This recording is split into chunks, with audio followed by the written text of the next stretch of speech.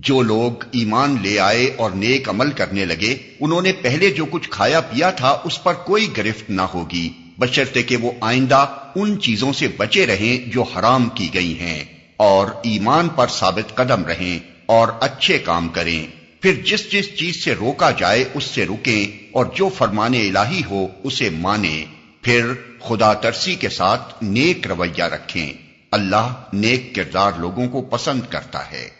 اے لوگو جو ایمان لائے ہو، اللہ تمہیں اس شکار کے ذریعے سے سخت آزمائش میں ڈالے گا جو بالکل تمہارے ہاتھوں اور نیزوں کی زد میں ہوگا،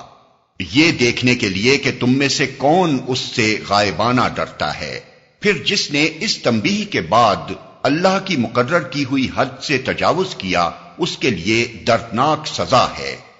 اے لوگو جو ایمان لائے ہو، احرام کی حالت میں شکار نہ مارو، اور اگر تم میں سے کوئی جان بوجھ کر ایسا کر گزرے تو جو جانور اس نے مارا ہو اسی کے ہم پلہ ایک جانور اسے مویشیوں میں سے نذر دینا ہوگا، جس کا فیصلہ تم میں سے 2 عادل آدمی کریں گے، اور یہ نذرانہ کعبہ پہنچایا جائے گا، یا نہیں تو اس گناہ کے کفارے میں چند مسکینوں کو کھانا کھلانا ہوگا، یا اس کے بقدر روزے رکھنے ہوں گے تاکہ وہ اپنے کیے کا مزہ چکھے۔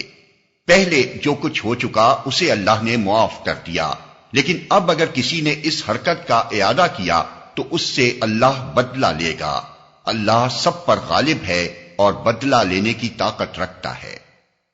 تمہارے لیے سمندر کا شکار اور اس کا کھانا حلال کر دیا گیا، جہاں تم ٹھہرو وہاں بھی اسے کھا سکتے ہو اور قافلے کے لیے زاد راہ بھی بنا سکتے ہو، البتہ خشکی کا شکار جب تک تم احرام کی حالت میں ہو تم پر حرام کیا گیا ہے، پس بچو اس خدا کی نافرمانی سے جس کی پیشی میں تم سب کو گھیر کر حاضر کیا جائے گا۔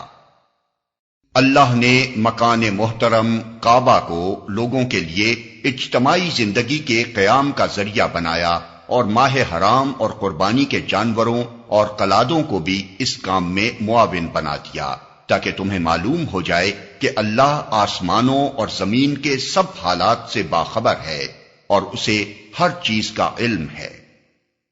خبردار ہو جاؤ، اللہ سزا دینے میں بھی سخت ہے اور اس کے ساتھ بہت درگزر اور رحم بھی کرنے والا ہے۔ رسول پر تو صرف پیغام پہنچا دینے کی ذمہ داری ہے، آگے تمہارے کھلے اور چھپے سب حالات کا جاننے والا اللہ ہے۔ اے پیغمبر ان سے کہہ دو کہ پاک اور ناپاک بہرحال یکساں نہیں ہیں، خواہ ناپاک کی بہتات تمہیں کتنا ہی فریفتہ کرنے والی ہو۔ پس اے لوگو جو عقل رکھتے ہو، اللہ کی نافرمانی سے بچتے رہو، امید ہے کہ تمہیں فلاح نصیب ہوگی، اور اسے ہر چیز کا علم ہے۔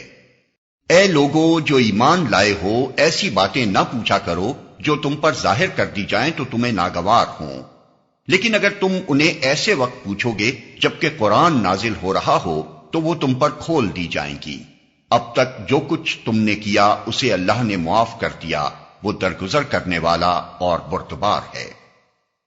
تم سے پہلے ایک گروہ نے اسی قسم کے سوالات کیے تھے، پھر وہ لوگ انہی باتوں کی وجہ سے کفر میں مبتلا ہو گئے۔ اللہ نے نہ کوئی بحیرہ مقرر کیا ہے، نہ سائبہ اور نہ وسیلہ اور نہ حام، مگر یہ کافر اللہ پر جھوٹی تہمت لگاتے ہیں، اور ان میں سے اکثر بے عقل ہیں کہ ایسے وہمیات کو مان رہے ہیں۔ اور جب ان سے کہا جاتا ہے کہ آؤ اس قانون کی طرف جو اللہ نے نازل کیا ہے اور آؤ پیغمبر کی طرف، تو وہ جواب دیتے ہیں کہ ہمارے لیے تو بس وہی طریقہ کافی ہے جس پر ہم نے اپنے باپ دادا کو پایا ہے۔ کیا یہ باپ دادا ہی کی تقلید کیے چلے جائیں گے، خواہ وہ کچھ نہ جانتے ہوں اور صحیح راستے کی انہیں خبر ہی نہ ہو؟ اے لوگو جو ایمان لائے ہو، اپنی فکر کرو، کسی دوسرے کی گمراہی سے تمہارا کچھ نہیں بگڑتا اگر تم خود راہ راست پر ہو۔ اللہ کی طرف تم سب کو پلٹ کر جانا ہے، پھر وہ تمہیں بتا دے گا کہ تم کیا کرتے رہے ہو۔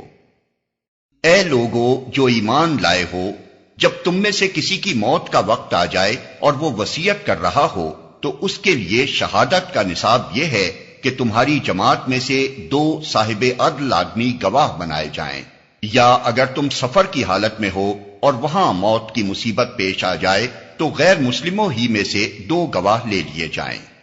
پھر اگر کوئی شک پڑ جائے تو نماز کے بعد دونوں گواہوں کو مسجد میں روک لیا جائے اور وہ خدا کی قسم کھا کر کہیں کہ ہم کسی ذاتی فائدے کے عوض شہادت بیچنے والے نہیں ہیں، اور خواہ کوئی ہمارا رشتہ دار ہی کیوں نہ ہو، ہم اس کی رعایت کرنے والے نہیں،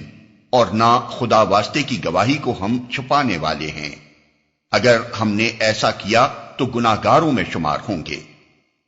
لیکن اگر پتہ چل جائے کہ ان دونوں نے اپنے آپ کو گناہ میں مبتلا کیا ہے تو پھر ان کی جگہ 2 اور شخص جو ان کی بنسبت شہادت دینے کے لیے اہل تر ہوں ان لوگوں میں سے کھڑے ہوں جن کی حق تلفی ہوئی ہو، اور وہ خدا کی قسم کھا کر کہیں کہ ہماری شہادت ان کی شہادت سے زیادہ برحق ہے اور ہم نے اپنی گواہی میں کوئی زیادتی نہیں کی ہے۔ اگر ہم ایسا کریں تو ظالموں میں سے ہوں گے۔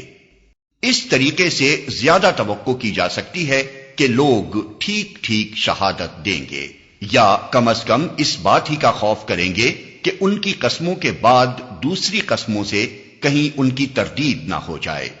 اللہ سے ڈرو اور سنو، اللہ نافرمانی کرنے والوں کو اپنی رہنمائی سے محروم کر دیتا ہے۔